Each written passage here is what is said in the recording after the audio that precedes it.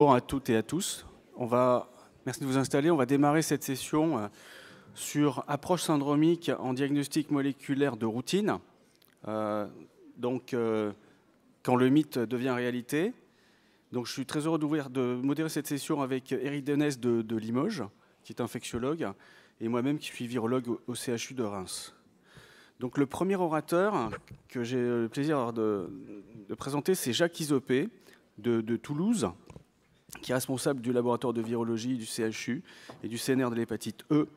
Et je lui ai confié comme mission de nous parler de multiplex rapide versus monoplex, avant d'aller un peu plus dans le détail sur ces tests moléculaires. Merci beaucoup, Jacques. Merci, Laurent.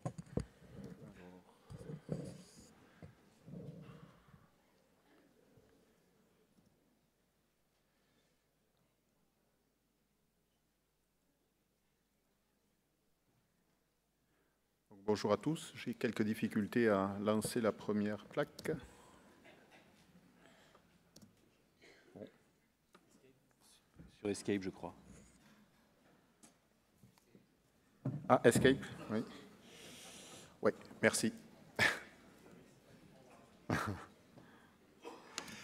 Bien, donc bonjour à tous. Au cours de ces dernières années, le diagnostic moléculaire en infectiologie a évolué de manière considérable avec des différentes percées technologiques.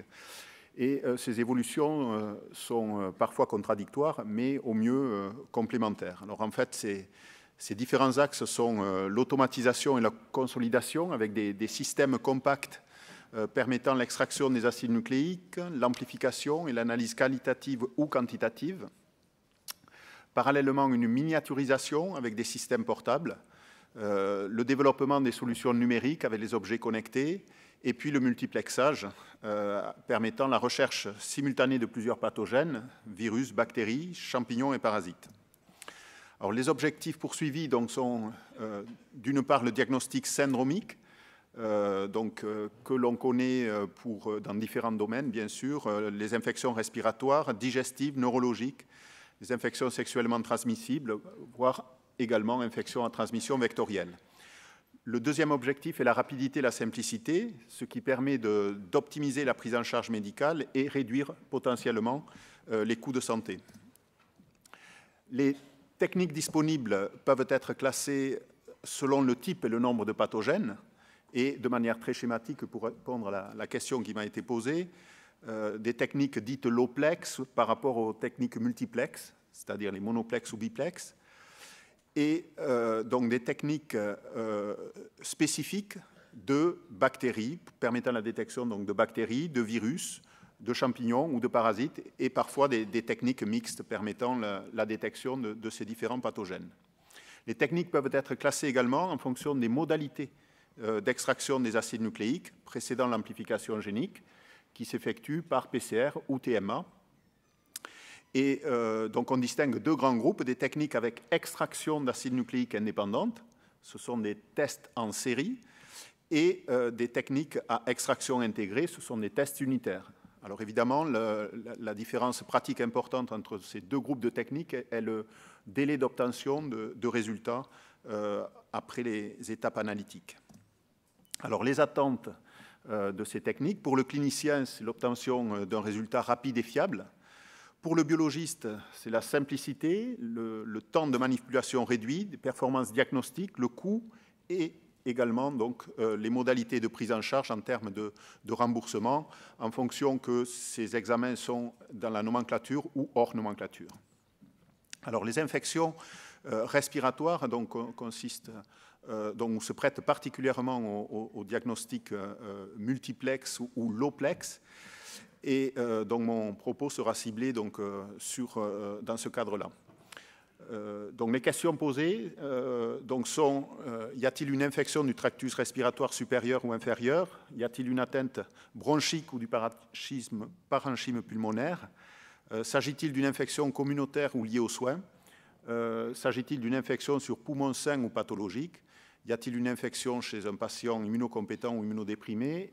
Et donc, évidemment, les approches pourront aussi être différentes selon qu'il s'agit d'un enfant, d'un adulte ou d'un sujet âgé.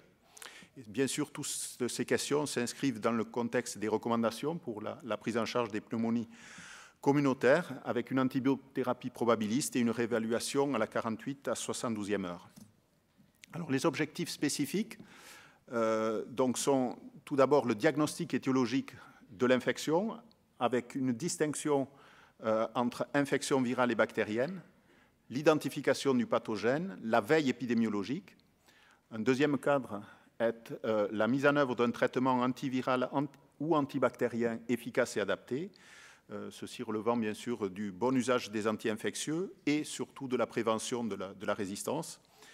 Et enfin, un dernier objectif est la maîtrise du risque infectieux avec l'isolement ou le dé-isolement, le parcours de soins, sortie ou au contraire hospitalisation et bien sûr, dans certaines situations, le contrôle d'une épidémie.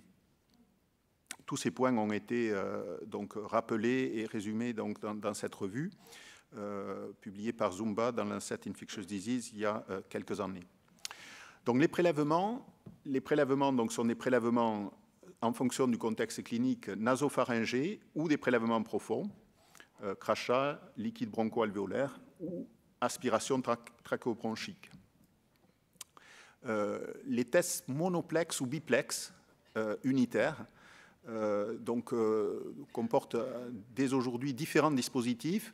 Et les dispositifs en fait, permettant d'obtenir une réponse en moins de 2 heures sont listés donc, sur cette plaque, avec donc, par exemple la technique Roche-Cobas avec un résultat en moins de 20 minutes, CFAID 60 minutes, liaison MDX 60 minutes et la technique Luminex avec un résultat disponible en 120 minutes. Les avantages de ces tests sont tout d'abord qu'ils peuvent être réalisés en biologie délocalisée et leurs performances analytiques sont excellentes avec une sensibilité, une spécificité supérieure à 97%, comme cela est souligné par plusieurs publications récentes et en fait la liste n'est pas exhaustive.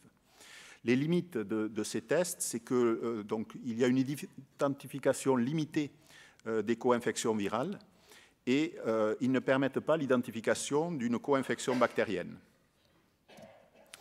En ce qui concerne les tests multiplex, plusieurs dispositifs sont disponibles. J'ai mentionné ici ceux pour lesquels nous avons au laboratoire une petite expérience. En ce qui concerne la détection du virus, vous voyez que le panel est très complet, que ce soit donc pour la technique Filmare, la technique IPLEX, technique Allplex et Luminex. Donc ces deux dernières techniques permettent un rendu de résultats en à peu près 4 heures par opposition aux 2 techniques précédentes pour lesquelles le rendu de résultats est inférieur à 2 heures. Pour ce qui est des bactéries détectées de manière simultanée avec les virus, donc là encore, vous voyez que les bactéries, donc le panel donc est assez complet pour certaines techniques, notamment avec la technique Allplex, qui permet également de détecter Streptococcus pneumoniae et Haemophilus influenzae. Alors, certaines études ont permis de comparer ces techniques entre elles, en particulier la technique XPERT flux RSV donc de CFAID par rapport à la technique Filmare de Biomérieux. Cette technique a comparé les résultats sur 128 écouvillons nasopharyngés et comme vous le voyez, la concordance est excellente, donc que ce soit pour la détection de la grippe A, de la grippe B ou de VRS. Donc sur le plan analytique, il y a vraiment une performance équivalente de ces approches. Alors une autre technique a permis ou d'autres études ont permis de comparer les techniques multiplex entre elles. Donc cette étude a comparé la technique Filmare avec la technique Luminex. Là encore, vous voyez sans détailler les chiffres, donc dans la partie droite, on voit tout à fait en bas un coefficient kappa de 0,92 qui témoigne d'une très bonne concordance dans la détection de tous ces pathogènes entre les 2 types de techniques. Alors un point important est d'apprécier l'impact de l'utilisation d'un test moléculaire dans la prise en charge et en particulier donc, pour ce qui concerne les techniques multiplex. Cette étude a été réalisée donc, chez l'enfant présentant une infection respiratoire aiguë aux États-Unis Et donc c'est une étude de design pré-post, avant l'utilisation d'une technique multiplex et après l'utilisation d'une technique multiplex. On voit qu'il y a dans cette étude un impact sur le délai du résultat. Donc après la mise en place d'une détection multiplex des pathogènes, un impact sur le pourcentage de patients ayant un résultat aux urgences, un impact également en termes de durée du traitement antibiotique. Et en ce qui concerne la durée de séjour et la durée d'isolement, il y avait une différence significative en cas de test positif. Une autre étude a été publiée en 2016, cette fois-ci donc chez l'adulte avec infection respiratoire aiguë, également aux États-Unis. Donc, comme attendu, c'est une étude pré-post. Donc, comme attendu, une différence significative a été observée pour le délai de rendu du résultat, en particulier de résultats de grippe, par rapport à l'approche conventionnelle. Un impact également sur le délai du résultat d'une infection autre que la grippe.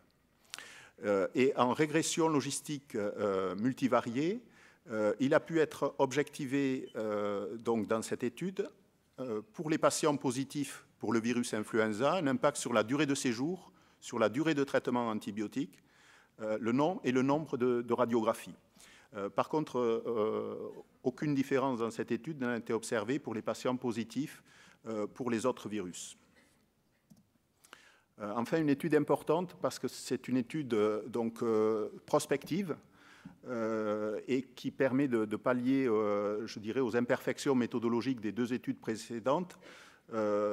Cette étude prospective a consisté à mesurer l'impact de l'utilisation d'un test moléculaire multiplex chez l'adulte présentant une infection respiratoire aiguë. 720 patients ont été randomisés en deux groupes. Un groupe intervention pour lequel donc, une détection des pathogènes par FILMARRAY a été réalisée, et un groupe contrôle donc, qui n'a eu qu'une prise en charge standard sans test ou avec un test PCR. Les résultats de cette étude sont résumés sur cette plaque. Sur le critère principal d'évaluation qui était dans le pourcentage de patients avec prescription d'antibiotiques, il n'y avait pas de différence. Par contre, des différences ont été observées dans le groupe intervention avec un pourcentage de patients avec dose unique d'antibiotiques ou traitement de courte durée dans ce groupe-là a été objectivé. Également, un impact a été observé sur la durée de séjour et l'utilisation appropriée d'antiviraux, donc d'inhibiteurs de la neuraminidase. Alors, un point qui fait consensus aujourd'hui est l'intérêt majeur des techniques multiplex pour la surveillance épidémiologique, ce qui est évidemment très accessible quand on utilise ce type de dispositif par rapport à ce que l'on avait jusqu'à présent avec une multiplication de tests PCR, pas toujours prescrits de manière simultanée. Cette étude que nous avions réalisée il y a déjà quelques années à Toulouse, aux urgences pédiatriques, a consisté à rechercher ces virus chez 914 enfants. Et donc, dès cette époque, nous avons été frappés par la fréquence de détection des virus dans cette situation, dans 88,7%, avec une très grande fréquence de détection du VRS, mais également des rhinovirus, également dans une certaine mesure des coronavirus. Donc, nous avons pu observer également des différences dans la distribution de ces virus selon que l'on avait une atteinte du tractus respiratoire supérieur ou un tractus respiratoire inférieur.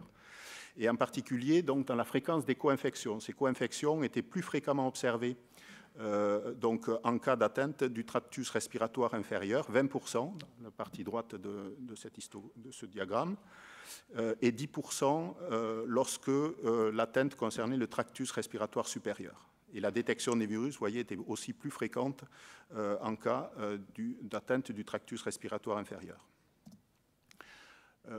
Ces données, en fait, ont été également décrites plus récemment dans le cadre de la surveillance épidémiologique chez l'enfant, notamment donc, une étude réalisée par Benoît Buisseau à Bichat, donc chez 344 enfants, avec une détection de virus dans 51,4% donc des cas et des co-infections dans 9,2%. De même, une étude réalisée au CHU de Saint-Étienne, donc chez 85 enfants ayant une pneumopathie aiguë communautaire, où là, donc les virus, mais aussi les bactéries ont été détectés. Les virus ont été détectés dans 62% des cas, bactéries 5%, et des infections mixtes, bactéries-virus 28%. Dans le contexte de la surveillance épidémiologique chez l'adulte, deux autres études intéressantes, une réalisée encore à Bichat par Benoît Vissot, ayant pu détecter dans cette situation des virus dans 29,2% des cas, et une co-infection beaucoup moins fréquente chez l'adulte, 1,6% des cas. Une autre étude mérite d'être mentionnée, réalisée à Bichat également, chez 174 patients ayant des pneumopathies aiguës communautaires, où les virus ont été détectés dans 31% des cas, bactéries 26%, bactéries et virus 26% des cas. Il est intéressant de noter que dans cette situation d'infection mixte, les complications plus fréquentes ont été observées. Alors au CHU de Toulouse, donc, nous utilisons depuis 3 ans des techniques donc, multiplex. Ce sont des multiplex pour lesquels un résultat est obtenu en 4 heures à peu près. Donc selon les années, en fait, on observe que le nombre de tests donc, augmente bien sûr pendant la période hivernale. On peut observer également que la fréquence des positifs correspond au pic de demande des examens.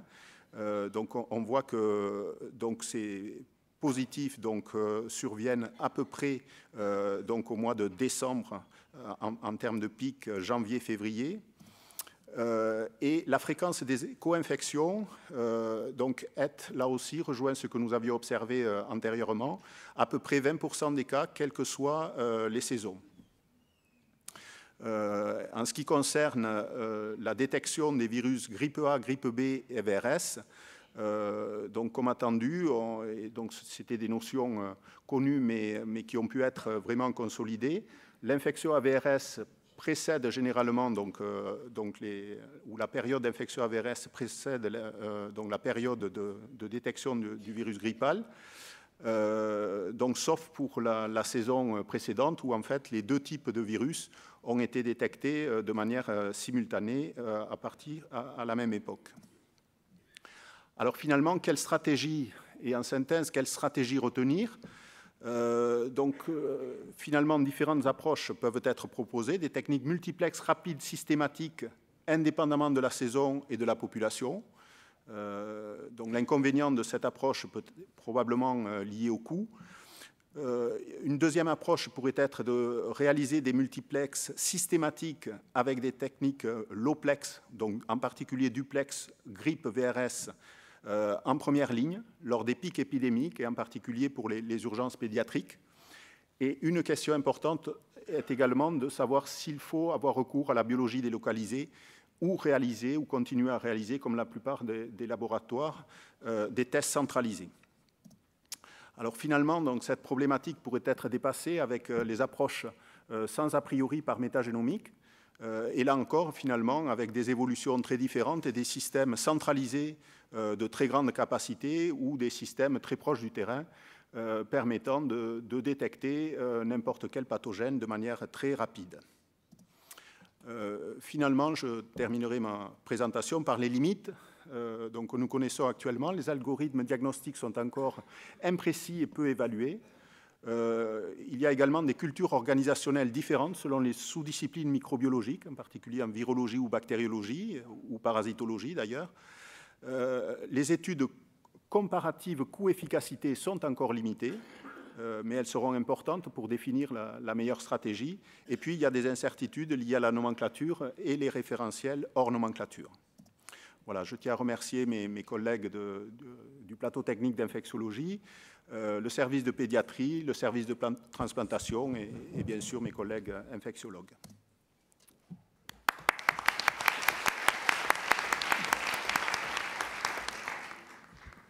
Merci Jacques pour cet exposé très complet, avec des publications que je ne connaissais pas, de 2017.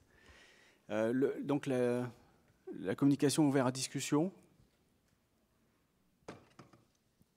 François Caron. Oui, merci beaucoup de l'exposer. Moi, je trouve que la prévalence des co-infections dans ces différents tests interroge par rapport aux données classiques, aux données académiques. Évidemment, je mets à part la grippe qui, de toute évidence, tourne vinaigre, et ce, sur un fait à bactéries, on connaît ça depuis des lustres. Et donc, la question est celle du seuil de détection. Donc, est-ce que vraiment vous pensez qu'il y a tant de co-infections virales et au hasard, que donnent ces tests chez des sujets asymptomatiques? Tous un d'entre nous, là, qui tous pas, là, on fait une multiplex à la sortie, il y a un petit stand là qui vous attend. Ça donne quoi? Alors en effet, là, on peut être frappé par une fréquence de co-infection relativement élevée, en particulier chez les enfants, donc avec des chiffres supérieurs à 10 et parfois pouvant atteindre 20%. Je pense que ce n'est pas un problème de limite de détection des tests. Alors, puisque quand on compare à l'adulte, la fréquence des co-infections est beaucoup plus faible. Donc, je pense que ce sont des co-infections réelles. Les co-infections chez l'adulte, en fait, elles sont plus fréquemment détectées avec des chiffres allant à 2-3%, mais elles ne sont pas si fréquentes que ça chez l'adulte. Par contre, la question est de savoir qu'est-ce qui se passe si on réalise des tests systématiques chez les personnes asymptomatiques, chez les enfants asymptomatiques. Ça a été fait. Et il y a tout de même des différences, c'est-à-dire on ne trouve pas des virus avec ces techniques-là chez toutes les personnes.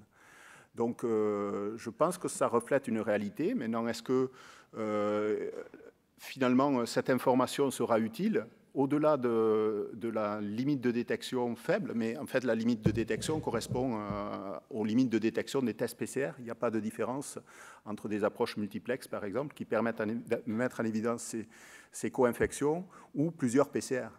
Donc après, effectivement, comment doit-on gérer ces co-infections et est-ce que véritablement il y a des manifestations symptomatiques plus sévères dans cette situation par rapport à une situation où il y a simplement une co-infection? Donc je pense que des études prospectives et les études en cours permettront de répondre à ces questions prochainement. Personnellement, je n'ai pas la réponse. Quand on regarde les données de la littérature, en effet, certaines études suggèrent que la mise en évidence d'une co-infection pourrait être associée à des formes plus sévères, mais je reconnais que ce sont des données qui sont encore fragiles. J'avais une question. Alors, faut-il faire les tests multiplex chez tout le monde en pédiatrie ou seulement chez les cas graves? Et ma deuxième question, c'est faut-il garder des tests multiplex et des tests monoplex? Alors j'ai essayé, en fait j'ai posé les questions, tu as remarqué que je n'ai pas véritablement répondu, donc je vais essayer de donner ma position de manière synthétique. Je pense que les tests multiplex sont particulièrement intéressants chez les cas graves. En effet, dans ces situations-là, c'est quelque chose qui me paraît très important et très intéressant, d'autant que ces multiplex rapides, surtout s'ils mettent en évidence certaines bactéries pertinentes, peuvent permettre la mise en place d'une stratégie thérapeutique rapide. Donc dans ces situations, c'est très clair, il y a un avantage décisif. Ensuite, utiliser ces techniques multiplex au long cours, quelle que soit la période de l'année, quelles que soient les populations, je pense que là, il y a un problème économique dont il faut tenir compte. Voilà. Et dans ces situations-là, il est peut-être préférable de cibler le type de population et à certaines périodes de l'année, avoir recours en première ligne au moins à des tests moins onéreux en première ligne pour identifier ce qui est le plus important pour le clinicien et la prise en charge thérapeutique. Mais l'avis des cliniciens est bien sûr très importante. Ça me permet de rebondir. Quel est l'intérêt?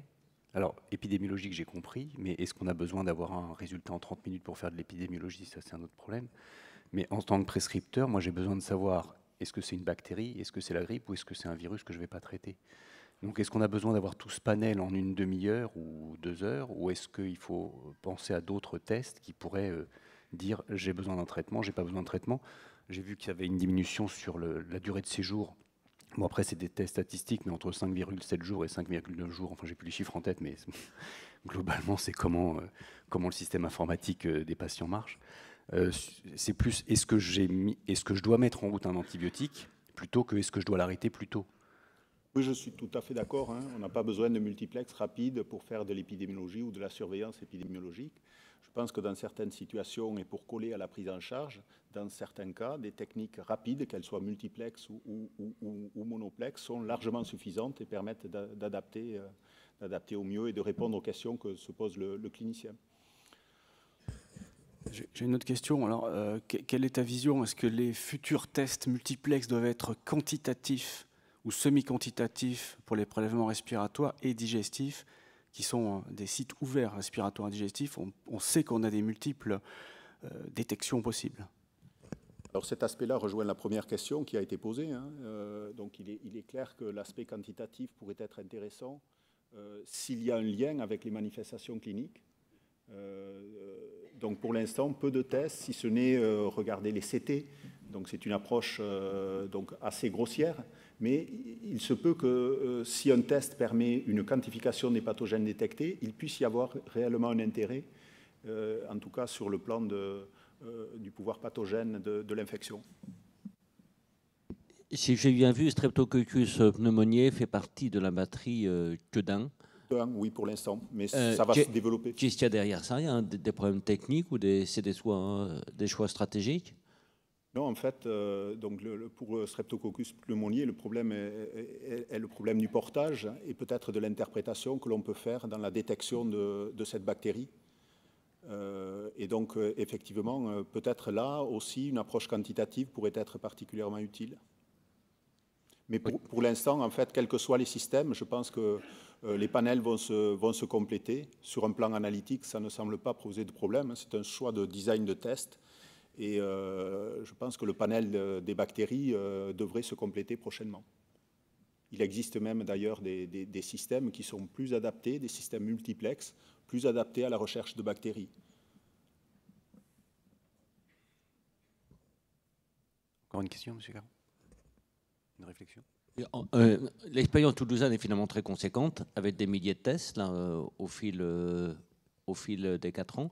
Est-ce que vous avez collectivement la vue des indicateurs se modifier, par exemple en exposition antibiotique, dans les unités concernées, en durée d'hospitalisation, parce que là c'est finalement dans la vraie vie, quoi. Donc des milliers de tests appliqués, si j'ai bien compris, à quelques équipes, à quelques typologies de patients, mais est-ce que ça a changé les pratiques? Non, en fait, comme je vous l'ai dit, ces tests ont été réalisés je dirais, en termes de surveillance épidémiologique. Il n'y avait pas de vocation à évaluer les aspects médico-économiques, mais je crois qu'au cours de cette session, certains points vont être abordés pour répondre plus précisément à cette question. Alors, le dernier orateur de cette session sera le docteur Aymeric Canté de Saint-Étienne, qui va nous parler de l'intérêt dans les pneumonies aiguës communautaires en pédiatrie, justement des tests multiplex. J'espère qu'il va nous donner un éclairage sur les résultats préliminaires de ce PHRC auquel tout le monde attend un peu de nouveautés, de savoir ce qu'on peut l'appliquer en pratique, ces tests multiplex. Merci beaucoup.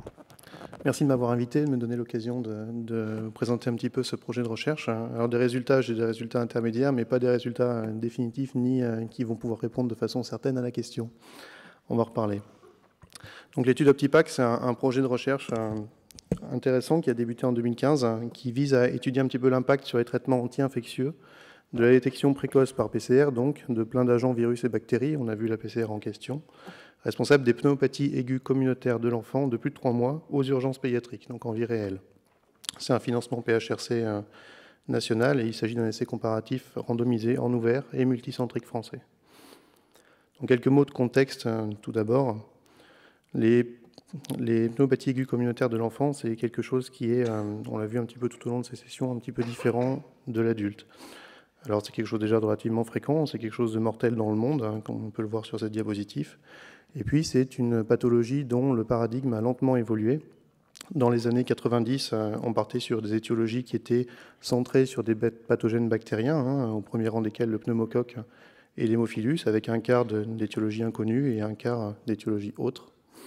Et puis, on a glissé doucement au gré des évolutions technologiques vers un grand flou sur les étiologies des pneumopathies, où maintenant il y a plein de pathogènes différents qui sont potentiellement responsables. Une dernière publication de 2015 du New England retrace sur les pneumopathies de l'enfant l'ensemble des diagnostics étiologiques et les étiologies retenues. Donc on voit que sur les 0 à 17 ans, on est à 50% à peu près de pathogènes virales qui sont responsables des pneumopathies. Si on prend les moins de 2 ans, qui sont la majorité en fait des pneumopathies de l'enfant, on retombe sur presque 80% de pneumopathies qui sont d'origine virale. Et les pathogènes qu'on retrouve, c'est essentiellement le VRS, le rhinovirus et le métapneumovirus. Alors, il y a eu des recommandations de prise en charge un petit peu des pneumopathies aiguës de l'enfant. Les dernières sont celles de la British Thoracic Society, qui insistent sur le fait qu'il n'y a pas, il y a beaucoup de choses dans la littérature qui disent qu'il n'y a pas de façon évidente et facile de distinguer cliniquement l'étiologie de la pneumopathie. C'est peut-être compliqué encore pour les co-infections dont on a un petit peu parlé juste avant. Alors, les recommandations françaises aujourd'hui, les recommandations françaises, c'est que le risque, c'est le pneumocoque dans les pneumopathies de l'enfant, que c'est le premier agent responsable avant 3 ans et qu'il faut traiter par amoxicilline dans 100% des cas et qu'éventuellement, devant un tableau évocateur de bactéries atypiques, on peut utiliser un macrolide pour traiter un mycoplasme ou un chlamydia. Donc il y a eu des questions à ce sujet. Une recommandation de 2013 suggérait que le diagnostic moléculaire par PCR multiplex pourrait nous aider un peu dans cette indication, mais que ça n'a pas été évalué. C'est donc ce qu'on s'est proposé de faire. Donc la question de recherche d'Optipac, c'est est-ce qu'avoir une PCR rapide avec le résultat disponible donc en point of care en moins d'1 heure dans le temps du soin aux urgences pédiatriques réduit les antibiothérapies probabilistes, empiriques, inutiles.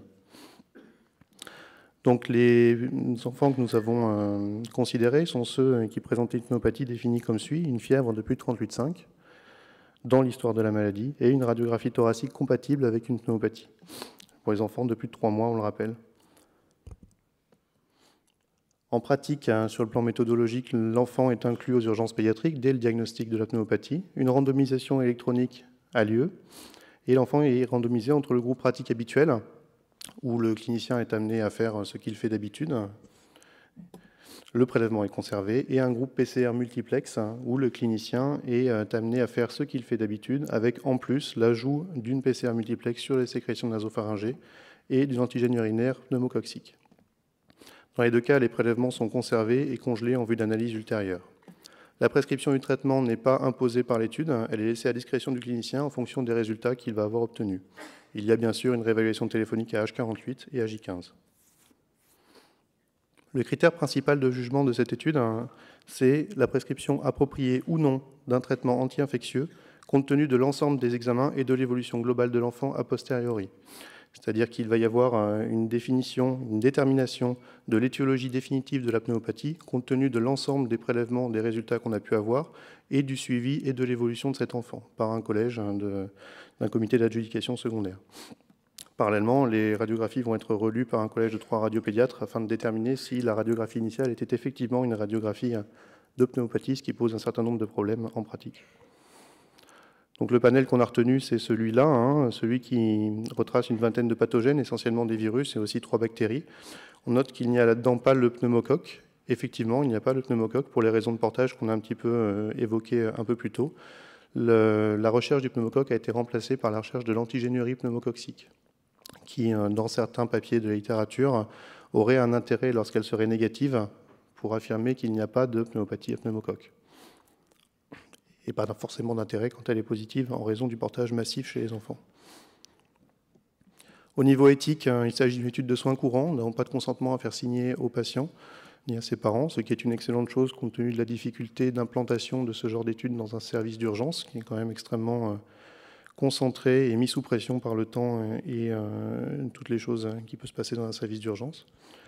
Nous avons estimé à 500 patients nécessaires, 250 par groupe, pour avoir une conclusion statistique suffisante. Et le financement est un PHRC national. Nous avons donc une dizaine de centres participants partout en France, que je profite de cette occasion pour remercier vivement pour leur participation. Et donc je vais vous présenter un petit peu des résultats, malheureusement pas encore stratifiés par groupe de randomisation, puisque les statisticiens me l'ont interdit, mais un petit peu des résultats épidémiologiques globaux de ces enfants. Nous avons à ce jour, en date du 11, inclus 358 patients. Nous sommes à un peu plus de 365, 367 ce matin. majoritairement des garçons, comme toujours quand on parle de pathologie, et il s'agit d'enfants de, en moyenne, 3,7 ans, avec 75% des enfants qui avaient moins de 5 ans. On voit tout de suite sur la répartition mensuelle de ces inclusions la saisonnalité majeure dont on a déjà parlé, avec des pneumopathies qui surviennent quasi exclusivement l'hiver en fait. Pour des raisons pratiques, nous n'avons pas pu faire l'étude que l'hiver et faire une pause l'été, ça aurait été un petit peu compliqué, d'autant plus qu'il y a quand même quelques pneumopathies l'été, avec donc une épidémiologie particulière probablement à investiguer. Au niveau de la présentation clinique de ces enfants, eh ben, ce n'est pas forcément ce qu'on imagine. C'est-à-dire que les enfants qui viennent avec une pneumopathie aux urgences, c'est des enfants qui ont de la fièvre depuis longtemps, depuis 72 heures en médiane, avec 25% de moins de 24 heures seulement. Ils ont tous une bonne saturation, à 96 en pratique. Il y a peu de détresse respiratoire, 43% des cas. On s'attendrait à un plus, vu que ça peut rentrer dans la définition de certains critères de pneumopathie. Ils toussent, ou presque. Et puis, ils ne sont pas graves. En fait, la majorité des enfants qui ont une pneumopathie à la radio, ils n'ont pas de sepsis, ils n'ont pas de signe de sepsis, ce qui explique qu'ils consultent un petit peu plus tard. Il y en a un petit quart qui a des signes de sepsis qui sont relativement modérés, parfois confondus avec des fièvres mal tolérées, et les sepsis sévères et les chocs septiques sont anecdotiques. Il y a eu un choc septique quand même dans l'étude. Ce sont des enfants qui sont vaccinés, la population française générale, vaccinés pour le pneumocoque et l'hémophilus. Il y en a quand même 10% qui ont une pathologie pulmonaire chronique, au premier plan duquel l'asthme. Il y en a 20% qui ont été hospitalisés dans l'année, on est loin de la population générale. Encore plus intéressant, il y en a 41% qui ont eu de l'amoxicilline dans les 6 derniers mois, ce qui est quand même un chiffre relativement élevé. On ne se rend pas forcément compte à quel point les enfants sont inondés d'antibiotiques. Et les bêta-lactamines, plus de 10%. Au total, 20% arrivés aux urgences déjà sous anti-infectieux, pour une suspicion, pour un nez qui coule, pour une rhinite, pour une bronchite, pour une bronchopathie, pour tout ce qu'on veut. Au niveau du devenir, et je pense que c'est ce qui va rejoindre notre critère principal, 20% des enfants à peu près ont quitté les urgences sans antibiothérapie, alors qu'ils avaient une pneumopathie authentiquement authentifiée et que les recommandations sont actuellement de traiter 100% des cas par amoxicilline. Ce qui, à mon sens, est plutôt une bonne chose, en fait, compte tenu de l'histoire. Il y en a quand même 41% qui ont été hospitalisés, 1, 2 en soins intensifs réanimation, et 56% qui sont rentrés chez eux. Donc il y a quand même des enfants qui n'avaient pas de signe de sepsis qui ont été hospitalisés. Alors au niveau des problématiques qu'on a rencontrées très rapidement, c'est la saisonnalité des pneumopathies. Il y en a assez peu l'été, sauf épidémie de mycoplasme qu'on a pu rencontrer notamment sur Saint-Étienne un des 2 étés. Le mycoplasme fonctionne par petite épidémie.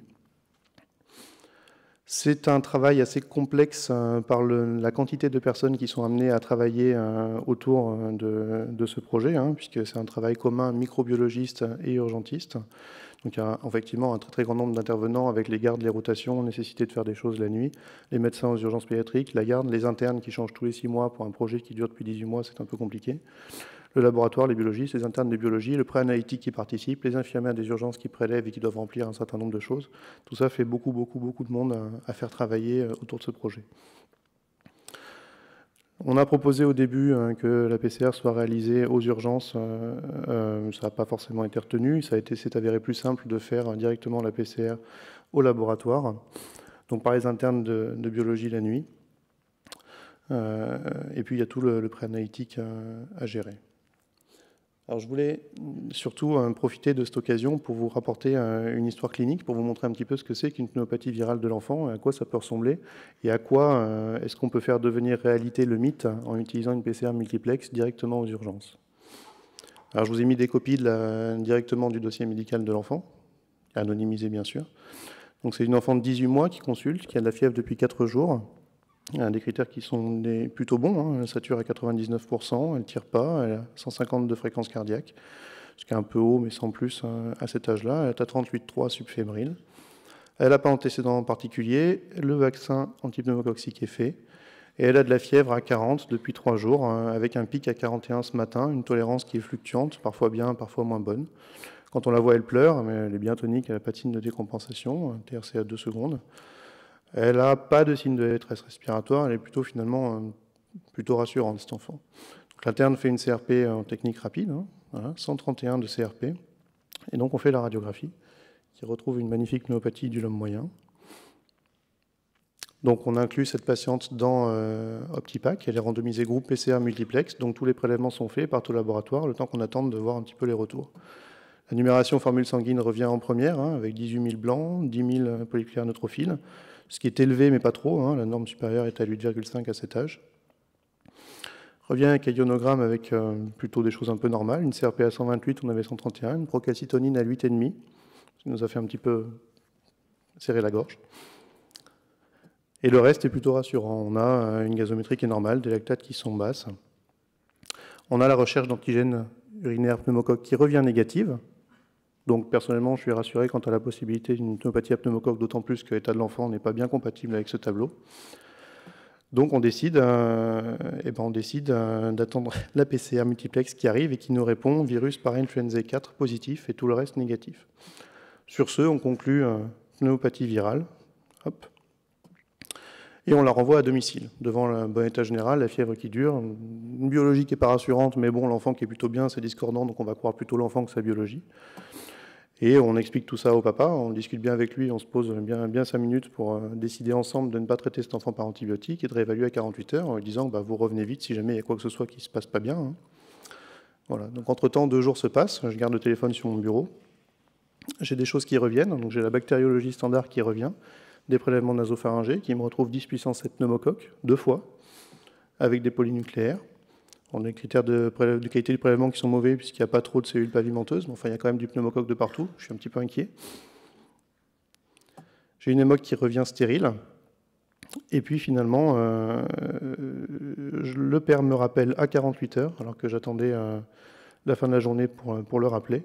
En fait, il rappelle pour remercier l'équipe médicale, puisque son enfant va très bien, son enfant n'a plus de fièvre depuis 24 heures, elle a un très bon état général, elle ne tousse plus, elle joue, elle sourit, elle court partout, c'est comme ça qu'il me le raconte, et il appelle pour remercier l'équipe médicale de l'ensemble de la prise en charge et de sa qualité. Donc, tout ça pour conclure que, oui, ça marche en fait, utiliser une PCR multiplex pour savoir un petit peu qu'est-ce que c'est que l'étiologie d'une pneumopathie d'un enfant, sous couvert peut-être de protection et de réflexion, et je pense que on n'en est pas encore à avoir un outil qui va vous donner une réponse à 100% véritable, mais dans l'ensemble de la prise en charge et sur l'ensemble de l'histoire d'une enfant avec un examen clinique cohérent derrière, on peut arriver, quand on n'en a pas besoin, à ne pas traiter inutilement. Et je pense que ça s'est reproduit quand même un grand nombre de fois. Je vous remercie.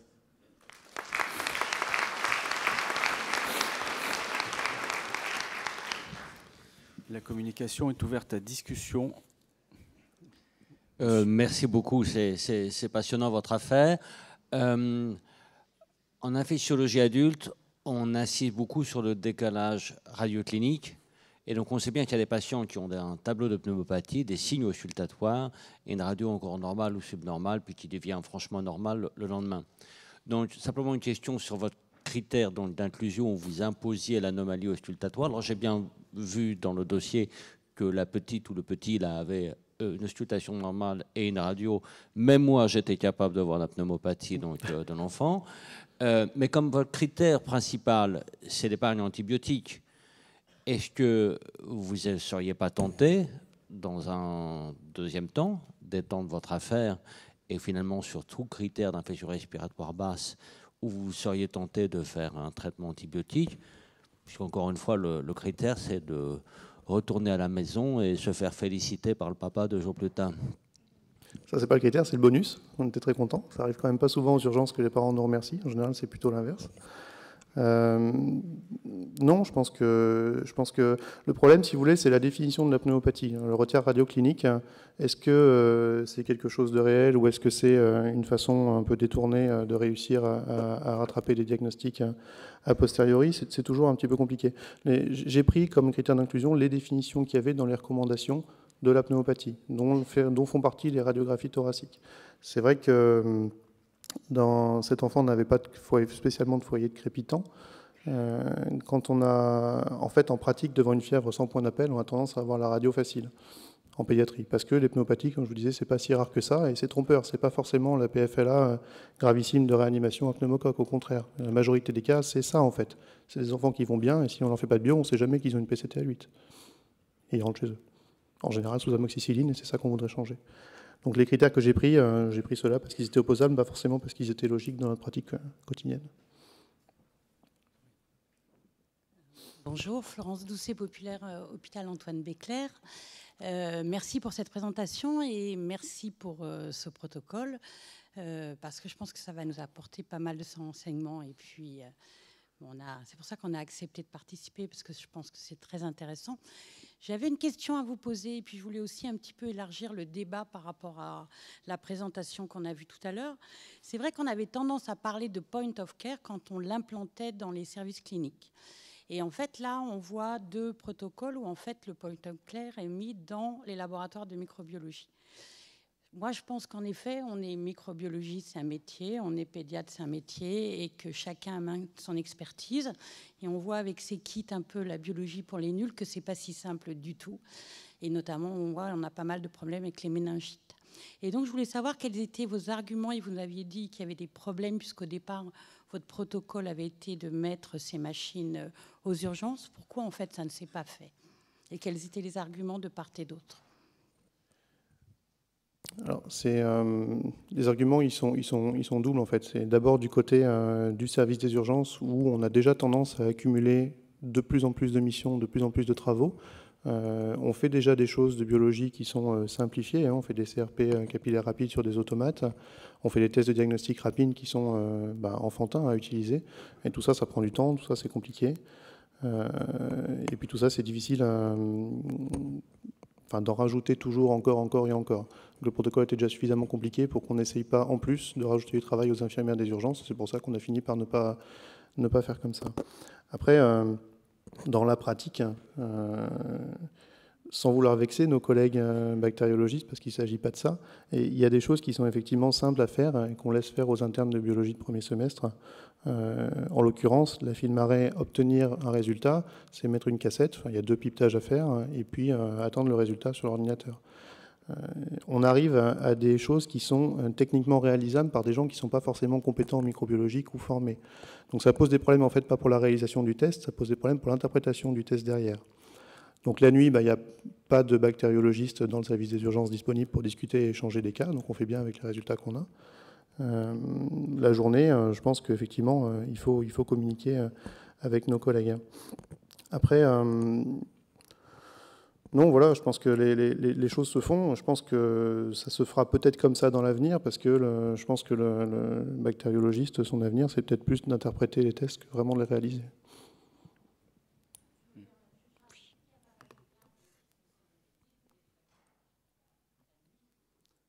Tout à fait. Moi, j'avais une question, c'est finalement, tu nous laisses un peu sur notre faim. Ouais. Y a-t-il une tendance entre les deux groupes? C'est-à-dire qu'il y a 2 groupes d'inclusion. Est-ce que les analyses préliminaires montrent qu'il y a une différence qui se dessine? Alors, j'ai pas le droit de communiquer à ce sujet, pour ne pas influer sur la suite de l'étude, parce que les statisticiens me l'ont rigoureusement interdit, donc je ne vais pas m'attirer leur foudre tout de suite maintenant. Ce que je peux vous dire, c'est que de ma pratique personnelle, puisque à Saint-Étienne, on a inclus quand même un grand nombre d'enfants, je vous l'ai montré là à travers un cas clinique, mais il y en a plein d'autres comme ça, en fait.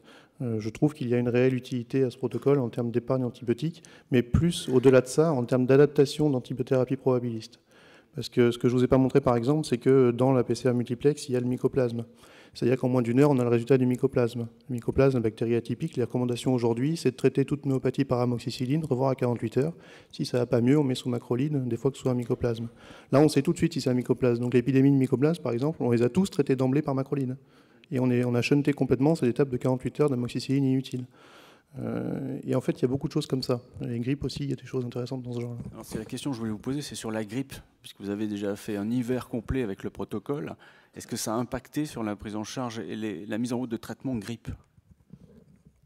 Alors, pour les autres centres, je ne sais pas encore. Pour le nôtre, peu, parce qu'on a en parallèle de ça des tests rapides diagnostiques de grippe, qui sont en fait le plus souvent réalisés avant qu'on fasse une radiographie de thorax. Et la radiothorax, elle ne nous sert qu'à estimer s'il y a des complications, un type de surinfection secondaire ou pas. Donc si on a une grippe positive et des signes de détresse respiratoire importants, on va faire la radio et à ce moment-là, on va voir ce qu'on va faire en termes de potentiel surinfection ou pas, selon ce qu'on a sur la PCR. Il y aura la grippe puisqu'on l'a en général déjà.